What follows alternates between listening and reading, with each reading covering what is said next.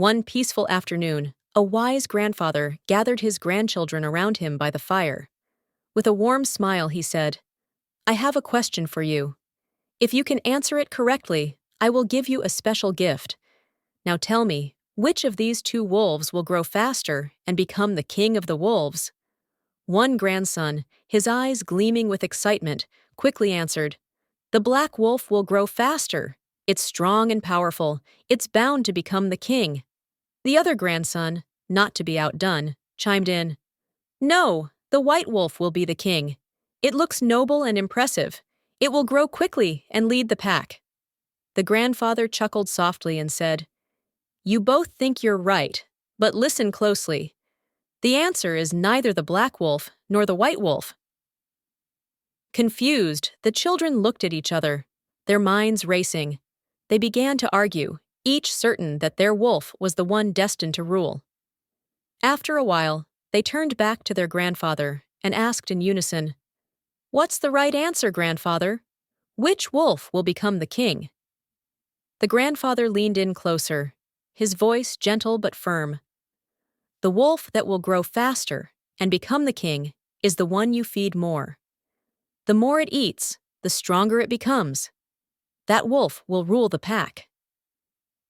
The grandchildren were silent, thinking deeply about what their grandfather had just said. He continued, "In all of us, there are two wolves. One represents positive thoughts, hope, kindness, love, and confidence. The other wolf is made of negative thoughts, fear, anger, doubt, and envy. Every day, these two wolves are at battle within us, fighting for control." "But which wolf wins?" one grandson asked eagerly. "The wolf that wins," the grandfather said, "is the one you choose to feed." His words hung in the air as the children sat quietly, reflecting on the meaning behind the story. The grandfather went on, "Every time you think or speak, you are feeding one of those wolves. When you speak words of encouragement, when you show kindness or believe in yourself, you are feeding the positive wolf. But when you give in to doubt, anger, or fear, you feed the negative wolf. The more you feed one, the stronger it gets, and the weaker the other becomes." The grandchildren looked at their grandfather with wide eyes, starting to understand the weight of his words. He added, "It's easy to let the negative wolf take over. Sometimes we don't even realize we're feeding it. When we criticize ourselves, when we complain, or when we let fear stop us from trying. But if you focus on feeding the positive wolf, nurturing thoughts of hope, courage, and compassion, soon it will be the strongest. It will lead you to a life of joy and success." "But grandfather," the other grandson asked, "what if I've been feeding the wrong wolf for too long? Can I still change?" The grandfather smiled warmly. "Of course you can. It's never too late. Each day is a new opportunity to choose which wolf you will feed.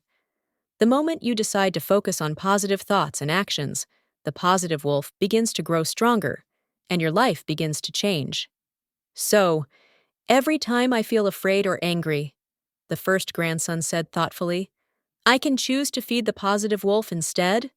"Exactly," the grandfather nodded. "Your mind is like a garden. What you water is what will grow. Feed the positive wolf, and it will flourish. Feed the negative wolf, and it will consume you. The choice is always yours." The grandchildren sat quietly, realizing the power they had over their own thoughts and emotions. The grandfather stood up and said, "Remember, in life, you will face challenges, just like everyone does. But the wolf that you choose to feed will determine how you overcome them. Feed the wolf of strength, love, and hope, and you will always be prepared for whatever comes your way."